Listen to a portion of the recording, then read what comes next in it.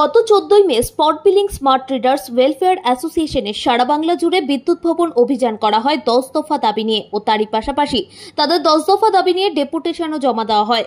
7000 meter reading কর্মীদের ছাঁটাই করার রাজ্য সরকারের পরিকল্পনার বিরুদ্ধে এই বিদ্যুৎ ভবনের সামনে এই অভিযান করে প্রতিবাদ করা হয়, ডেপুটেশন জমা দেওয়া হয়।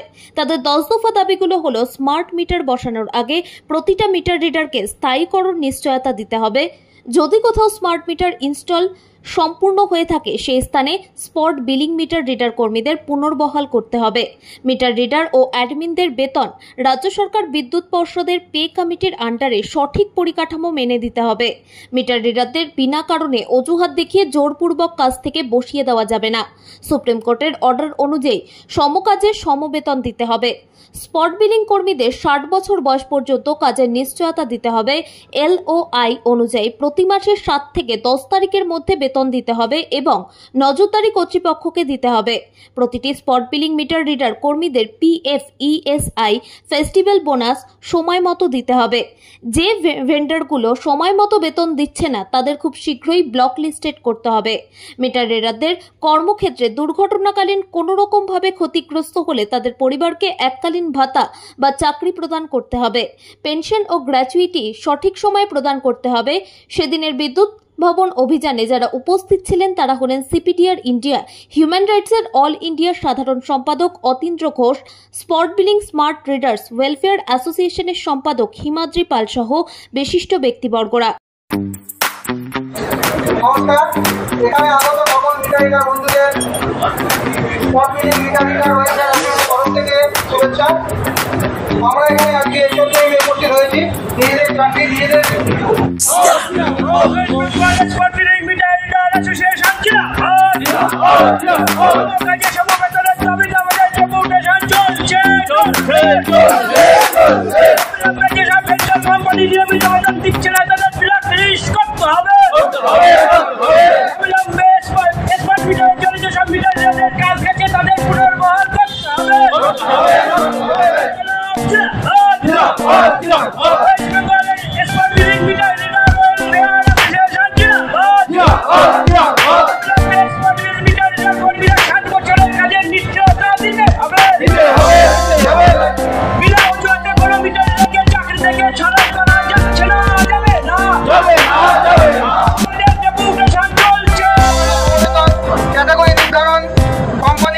শিকার থেকে মুক্তি আরো আনুষঙ্গিক বিষয়গুলো, কিন্তু এখনের যে মূল বিষয় এই বিষয়গুলো এখনো রয়েছে। আমাদের প্রত্যেকবারই নিবন্ধন দিয়েছি, আমাদের কথা দিচ্ছে হ্যাঁ হবে, হয়ে গেছে, হ্যাঁ প্রথম কিছুদিন যখন ঠিকঠাক থাকে তারপর থেকে আবার যেই বিষয় একই তারে চলতে থাকে সবাই।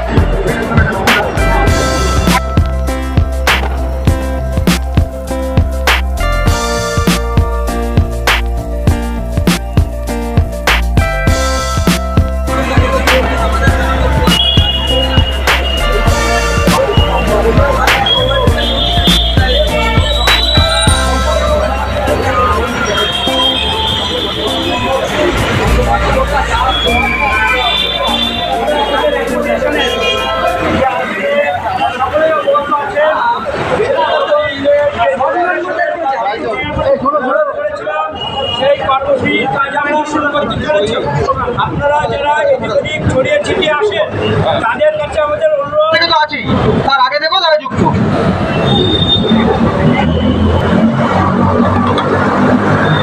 এই সরকারের বয়স থেকে বেশি সময় ধরে এই সমস্যার সঙ্গে আজকে সরকারের বা কর্তৃপক্ষের মনোবর্জনের নেশায় সারা পশ্চিমবঙ্গে প্রায় 6 থেকে 7,500 কর্মীকে বেকার করে দেওয়ার দুর্বার ভাবনা চলছে তাদের। স্মার্ট মিটার ইনস্টলেশনের সাবজেক্টটার উপরে এটাও কর্তৃপক্ষকে ভাবা উচিত ছিল যে স্মার্ট মিটার আসার পূর্বে যে মিটার রিডারগুলোকে দিয়ে আমরা এতদিন জনগণের কাছ থেকে বিদ্যুৎ ব্যবহারের পরিবর্তন সম্পাদক উনি রাখবেন, উনি আপনাদেরকে সব কিছু বলবেন। হ্যাঁ,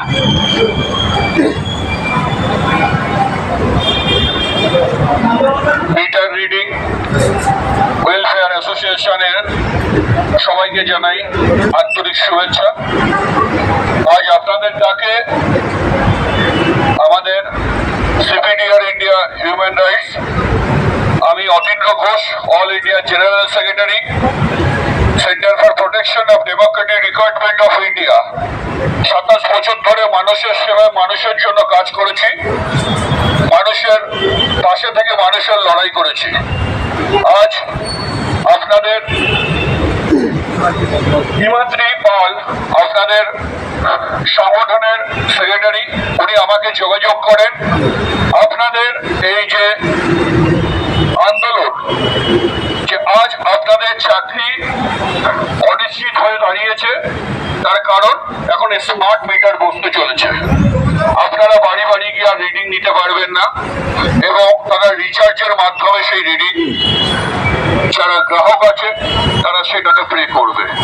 তো সেই ক্ষেত্রে আপনারা যে সারা পশ্চিমবাংলায় 7,000 কর্মী যারা এই মিটার রিডিং দিয়ে নিজের সংসার চালায়, তাদের ছোট ছোট বাচ্চা, মা, বউ, বাবা সবাইকে দেখে আজ তারা অসন্তুষ্ট হয়ে পড়েছে। তাদের আজ কি হবে, কাল কি হবে তারা জানে না। তো যাই, আজ আপনাদের 14 তারিখ একটা ডেপুটেশন ছিল। এই ডেপুটেশনে আপনাদের এখান থেকে 4 জন প্রতিনিধিত্ব টিম ম্যানেজিং বডির সাথে কথা বলতে গিয়েছিলেন, তার মধ্যে আমি একজন। এবং আপনাদের যা যা দাবি ছিল সেই দাবিগুলো আমরা তাদের কাছে রেখেছি। বহু জায়গার বহু ভেন্ডাররা আপনাদেরকে পিএফ বা গ্র্যাচুইটি দেয় না, সেইগুলো তারা আমাদেরকে আশ্বস্ত করেছে যে সেইগুলো আপনাদেরকে অতি শীঘ্রই দেওয়ার ব্যবস্থা করবে এবং প্রতি মাসের মায়নাটা যেন তারা ঠিক মতো করে আপনারা পান। আর বাকি স্মার্ট মিটারের এগেনস্টে আপনাদেরকে চাকরিতে বহাল করা হবে কি না হবে, এখন তাদের বোর্ড অফ ডিরেক্টর এই বিষয়টি নিয়ে বসবেন, কথাবার্তা বলবেন এবং আমাদেরকে জানাবেন। এবং আমরা এটাই ভেবে নিয়েছি যে এনারা আমাদেরকে জানাবেন না, আমাদেরকেই জানতে হবে, আমাদেরকে এসে জেনে নিতে হবে। আমরা 15 দিনের মাথায় আবার আমরা এখানে আসবো এবং আমরা জানবো যে আমাদের প্রগতিটা কতটা দূর এগিয়েছে, আমাদের চিঠিটা আদৌ টেবিলে পড়ে আছে না তাদের টেবিলে গিয়ে পৌঁছেছে। আজ আমরা যখন সবাইকে বলি যে দেখুন, আপনারা কিন্তু হিউম্যান রাইটস সম্বন্ধে জানুন, আপনাদের মৌলিক অধিকারগুলো জানুন, অন্ন, বস্ত্র, শিক্ষা, স্বাস্থ্য, বাসস্থান, এই 5টা আপনাদের মৌলিক অধিকার। এই মৌলিক অধিকারকে কেন্দ্র করে আপনারা সাংবিধানিক অধিকার প্রয়োগ করেন, মানে আপনারা ভোট দেন। সে ভোট আপনারা যাকেই দিন না কেন, লোভে পড়ে কাউকে ভোট দিয়ে মসনদে পাঠাবেন না, তাহলে তারা যদি মসনদে বসে তখন কিন্তু আপনাদের ভাববে না তারা আপনারা কারা। তারা আবার তখন এসে ভাববে যখন আবার 5 বছর পরে আবার নতুন ভোট আসবে, তখন হজ্জর করে আপনাদের এলাকায় একবার করে যাবে, তারপরে কিন্তু আপনারা তার মুখ খুঁজে পাবেন না। তাদের পেছনেই কিন্তু আপনাদেরকে চিরকাল ছুটতে হবে। আজকে আপনাদের চাকরিটা চলে যাওয়ার মুখে বা বহু মানুষ বসে গেছেন, তাদের চাকরি চলে গেছে। প্রশাসন এবং আমাদের সরকার তারা কিন্তু উদাসীন, কোনো মানুষ কিন্তু এগিয়ে আসছে না। এখানে আমি দেখছি বহু ঝান্ডা লেগে রয়েছে, কিন্তু শ্রমিক ইউনিয়নের ঝান্ডা। তো সেই শ্রমিকগুলো যারা পড়ে রয়েছে, যারা রাস্তায় দাঁড়িয়ে আন্দোলন করছে, সেই শ্রমিক নেতারা আজকে কোথায়? সে যে লাল ঝান্ডাই হোক আর ফুল ঝান্ডাই হোক বা দুটো ফুল ঝান্ডাই হোক না কেন, তারা আজকে কোথায়? বড় বড় ভাষণ, বড় বড় কথা। আজকে আপনাদের এই কোশ্চেনে দেখুন কোনো মিডিয়ার মানুষ নেই, কারণ কি আপনাদেরকে নিয়ে তাদের টিআরপির কোনো ব্যাপার নেই, তাদের কোনো প্রচারের কোনো ব্যাপার নেই। কেন সেগুলো করলে সরকারের বিরোধিতা কাজ হবে, সরকার তাদেরকে পয়সা দেবে না, সেগুলোও তারা দেখাবে না। তাহলে আপনারা সাধারণ মানুষ কাদের কাছে গিয়ে পৌঁছবে? আমাদের একটাই জায়গা, সেটা হচ্ছে আদালত। কারণ কি আমরা জানি যে আমরা যদি আমাদের উপরে কোনো অবিচার অন্যায় হয় তাহলে আমরা ন্যায়ালয়ের কাছে বিচার চাইব।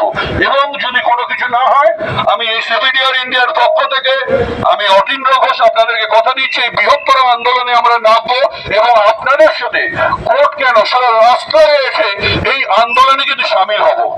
এবং আপনাদেরকে বলছি, আপনারা চেষ্টা করুন সমগ্রভাবে আপনাদের যে স্পট বিল্ডিং অ্যাসোসিয়েশন রয়েছে সেই অ্যাসোসিয়েশন একসাথে থাকুন, একসাথে কাজ করুন। কারণ কি আপনাদের এই অ্যাসোসিয়েশন ভাঙার জন্য কিন্তু রেডি হয়ে থাকবে, কেন অ্যাসোসিয়েশন ভেঙে গেলে আপনাদের আন্দোলন থেমে যাবে। তাদের একটাই কথা যে তাদের কাছে পড়েছে কাগজ, তারা এইটা নিয়ে ভাববে, পরবর্তীকালে আমাদেরকে জানাবে, এবং এই জানানোটা যেন উদাসীন না হয় তার জন্য আমাদেরকে আন্দোলন চালিয়ে যেতে হবে। কথাটা বোঝাতে পারলাম আপনাদেরকে? কারণ কি যারা আপনাদেরকে পিএফ গ্র্যাচুইটি দিচ্ছে না সেটা তারা এক্ষুনি দেখবে, এবং সেই জিনিসটা কিন্তু যেটার জন্য আপনাদের এই চাকরিটা বহাল করবে কি মিটার রিডিং আসার পরে আপনাদেরকে অন্য চাকরিতে ট্রান্সফার করবে কি তাদের কোনো ডিপার্টমেন্টে রাখবে, সেটা তারা এখনো আমাদেরকে কোনো কনফার্মেশন জানায়নি। তারা বলেছে এটা আমরা দেখছি এবং আমরা জানাবো। এবং এই যে দেখছির ব্যাপারটা, কারণ কি সরকার মস্তদে এলে একটাই কথা বলে আমরা দেখছি, আর এই দেখছিটা যে কবে গিয়ে শেষ হয় আমরা কিন্তু কেউ জানি না। সেই জন্য এই দেখার সাথে